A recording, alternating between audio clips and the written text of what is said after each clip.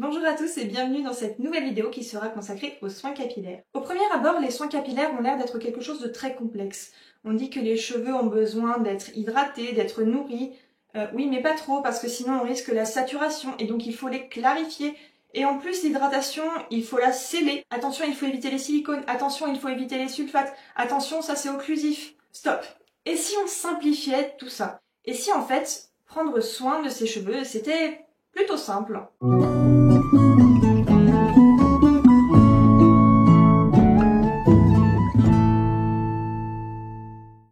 Si vous ne me connaissez pas, je suis Célestine Brunon et dans cette vidéo, je vais essayer de dédramatiser les soins capillaires et de vous présenter toutes les bases qu'il faut pour avoir de beaux cheveux, tout simplement. Je ne sais pas vous, mais moi, j'ai un emploi du temps très chargé et donc je ne peux plus me permettre, comme quand j'avais 20 ans, de tester 50 recettes de soins maison, de faire des tests de milliers de produits. Et je n'ai pas envie d'avoir des dizaines de cosmétiques pour entretenir mes cheveux longs. Et je n'ai pas envie pour autant que mes cheveux aient l'air négligés.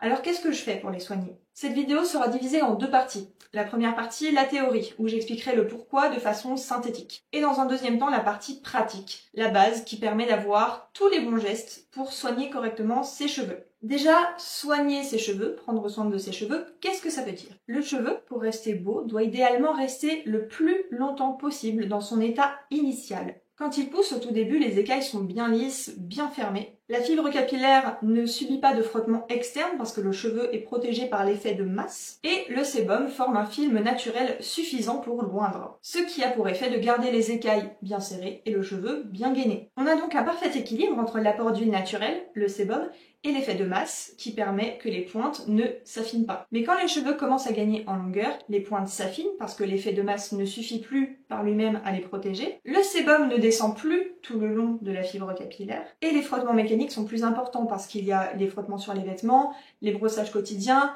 le lavage des cheveux selon comment il est fait. Et toutes ces choses-là, naturellement, dégradent le cheveu. L'objectif des soins capillaires est très simple. C'est de conserver le cheveu autant que possible dans son état initial, en apportant du gras qui remplisse le rôle de sébum et en protégeant les pointes pour qu'elles s'affinent le moins possible. Que l'épaisseur, la masse des cheveux reste suffisante pour amoindrir l'impact des frottements. Et c'est tout. Une fois que le cheveu est abîmé, c'est trop tard. Si vous en êtes à ce stade où il y a énormément de fourches et que quand vous tirez sur le bout du cheveu, ça se casse tout seul, c'est qu'il est temps de les couper, tout simplement. Tous les soins capillaires que vous faites vont avoir pour objectif de ne pas arriver à ce stade et de ralentir le processus naturel de dégradation. Soigner ses cheveux, ça veut dire les entretenir pour conserver leur état d'origine aussi longtemps que possible. Les cheveux ne fonctionnent pas du tout comme la peau. La seule partie vivante du cheveu, c'est au niveau de la racine. Et plus précisément, c'est la partie dans le cuir chevelu, dans la peau, dans le derme, et plus exactement dans le follicule pileux, là où se forme le bulbe. Dans cette partie vivante, c'est là que les nutriments sont transformés et que les kératinocytes se forment, s'aplatissent, puis meurent en sortant de la zone molle pour devenir les écailles de kératine solides. De nouvelles cellules sont constamment créées dans la papille pilaire à la base du bulbe, puis ces cellules s'accumulent.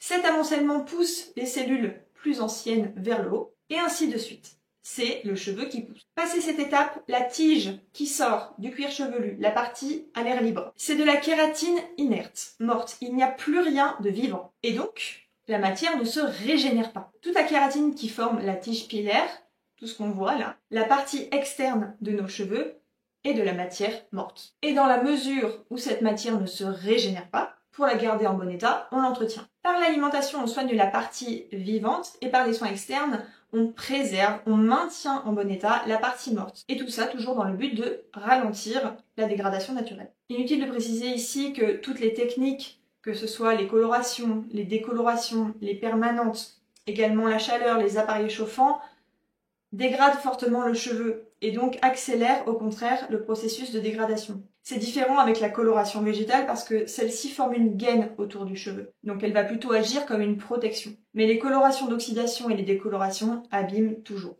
Et même les décolorations dites naturelles, l'action du soleil, la vitamine C, les mèches à l'argile ou ce genre de choses.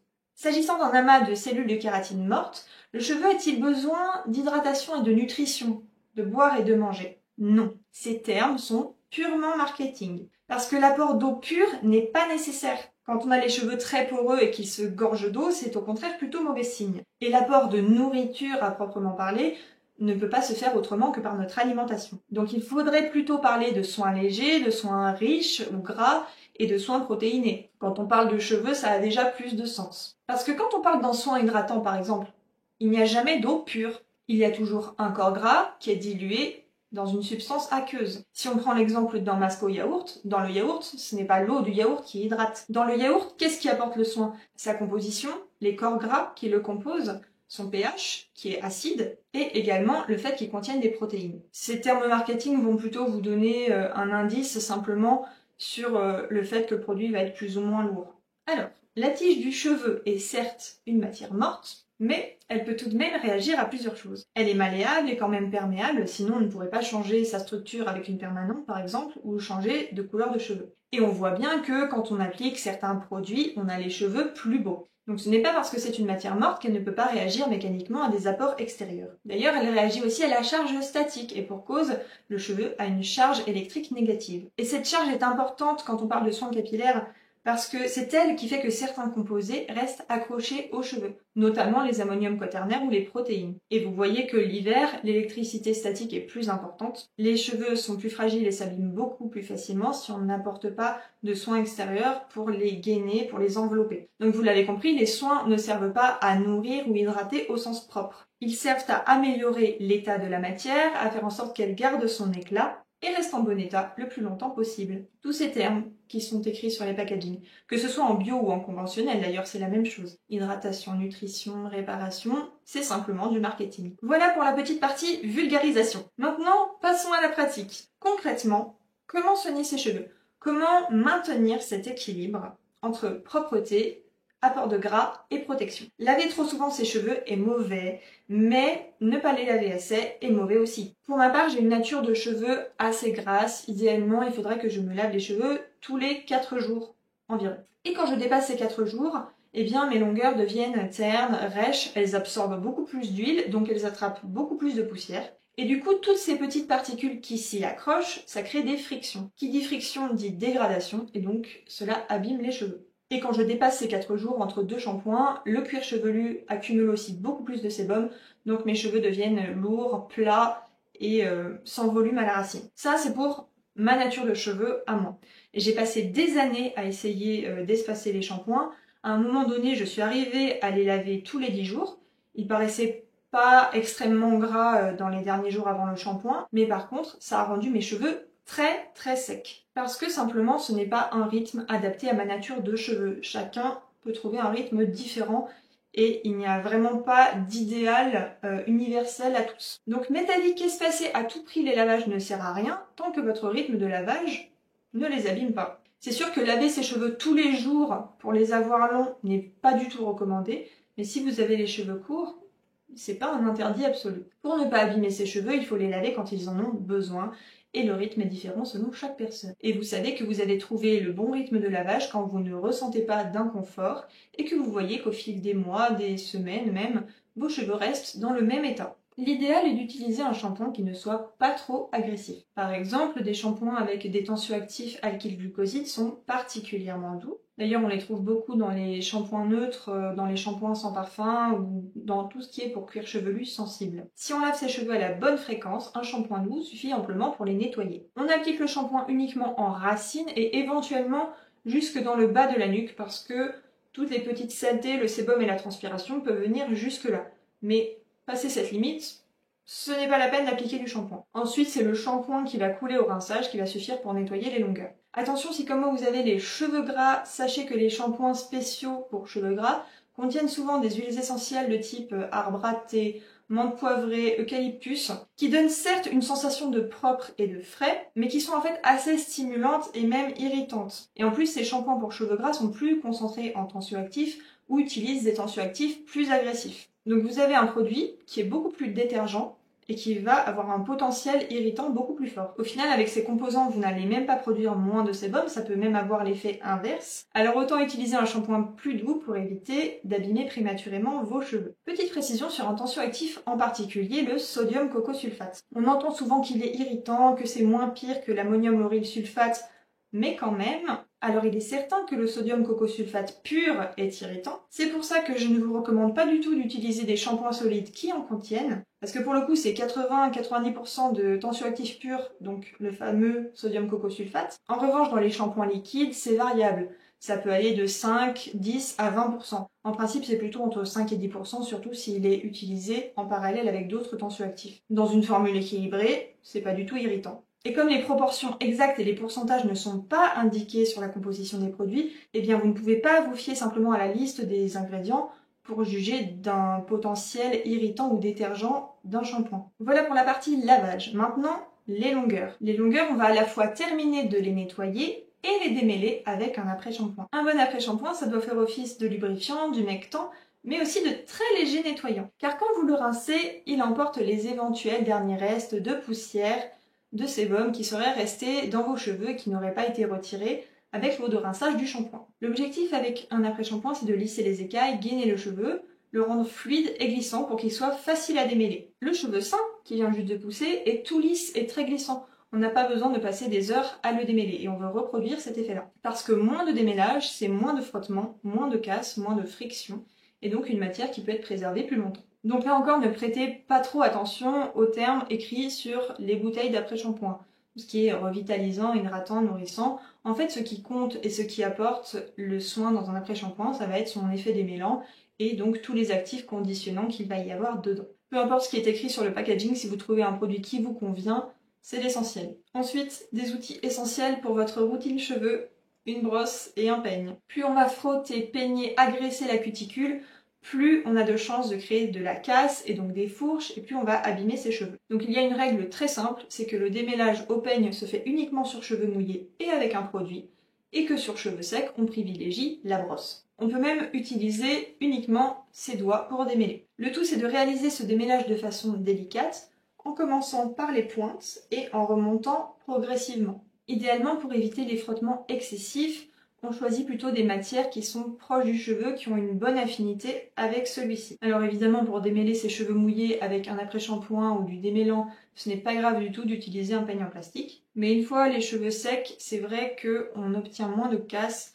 si on prend par exemple une brosse en poil de sanglier ou un peigne en corne. Si vous préférez les brosses pneumatiques, essayez d'en trouver une avec un coussinet en caoutchouc naturel. Et si jamais vous avez besoin d'un peigne de coiffure pour tracer des lignes ou faire des tresses très serrées, vous pouvez utiliser un peigne en corne, il y en a plein en seconde main si vous ne souhaitez pas acheter neuf cette matière. Tout ce qui est en bois, en fibre d'agave, etc., c'est aussi relativement doux pour les cheveux, mais l'affinité est quand même un petit peu moins bonne que la brosse en poil de sanglier. Après le shampoing, l'après-shampoing et le brossage, il y a aussi un détail important pour garder des cheveux en bonne santé, c'est l'apport de gras. Le gras, c'est la vie. Entre deux shampoings, il faut maintenir l'apport de gras. Quand on a les cheveux courts jusqu'aux épaules et s'ils sont très raides, on peut sauter cette étape. Mais plus ils sont longs et plus c'est nécessaire. Par exemple, sur ma longueur et mon type de cheveux, je mets une légère touche d'huile tous les 2 jours. Je l'applique à partir d'ici à mi-longueur et jusqu'aux pointes. Quand je dis une touche d'huile, ça peut être aussi un sérum, une crème légère, un leave-in, ou même une huile végétale pure. Vous pouvez prendre n'importe quel produit qui convienne à votre type de cheveux. Personnellement, j'aime bien utiliser cette huile-là, c'est un produit huileux très léger. Je privilégie celle-ci parce qu'il en faut très peu. Une seule pression suffit pour toute ma longueur et c'est largement suffisant pour moi car mes cheveux ont besoin de très peu de gras. Donc si vous voulez le détail de ce produit, c'est l'Oleo Silk de la marque De Novo et vous voyez que sur le packaging c'est écrit pour cheveux secs. Pourtant ce produit me convient très bien et je n'ai pas particulièrement les cheveux secs. Donc encore une fois, les termes et la théorie ne valent pas l'usage. Concernant l'apport de gras, une astuce que j'aime bien c'est celle du masque avant shampoing. Vous appliquez votre masque sur le cuir chevelu et sur toute la longueur. Et vous le laissez poser, si possible au moins une vingtaine de minutes. Après la pose, vous peignez soigneusement pour commencer de démêler, et ensuite vous rincez et vous faites votre shampoing comme d'habitude. Quand je dis votre masque, ça peut être un après-shampoing, moi c'est mon cas, j'utilise un après-shampoing comme masque, ça peut être un masque fait maison, quelque chose qui vous convienne. L'intérêt de faire un masque avant shampoing, c'est que quand vous le posez et que vous le laissez un petit peu sur votre tête, les corps gras qu'il contient vont se mélanger un petit peu avec le sébum, vont faire que celui-ci va se décoller plus facilement au lavage et donc ça va adoucir l'effet de votre shampoing encore plus. Le dernier point indispensable dans une routine capillaire, c'est la protection. C'est souvent ce qu'on oublie, mais protéger ses cheveux est très important quand on veut les avoir longs et les garder beaux le plus longtemps possible. Aujourd'hui, on trouve énormément de bonnets de nuit en soie. On peut en fabriquer même assez facilement soi-même. Il y en a qui sont plus allongés pour les cheveux très longs et c'est plutôt utile. Mais on peut aussi faire avec les moyens du bord, c'est mon cas. Moi, j'utilise un carré de soie que j'ai et que j'enroule autour de mes cheveux. Soit je l'enroule carrément autour de toute ma chevelure, soit je fais une espèce de tresse, ça me permet de préserver mes ondulations quand j'en ai. Vous n'êtes pas obligé d'ailleurs d'utiliser forcément de la soie, ça fonctionne aussi très bien avec du satin de coton.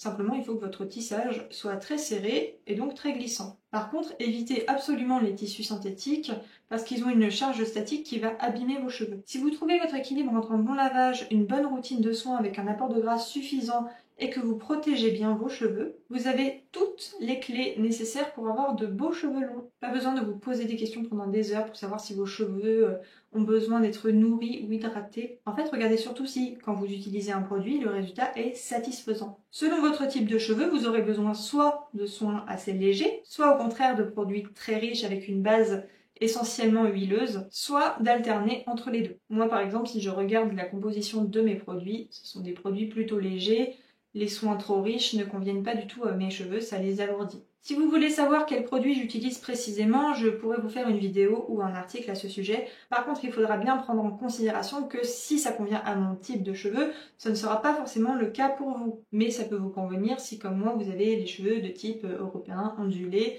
avec une nature normale à grasse. Voilà pour cette vidéo B.A.B.A. Maintenant, vous avez toutes les clés pour réussir votre routine capillaire. Surtout, n'hésitez pas à dire en commentaire ce que vous utilisez en précisant votre type de cheveux, parce que ça pourra être utile à beaucoup d'autres personnes. J'espère que cette vidéo vous a plu. Je suis encore une fois ravie de revenir sur YouTube pour parler de cheveux. Et sur ce, je vous dis à très bientôt dans une prochaine vidéo.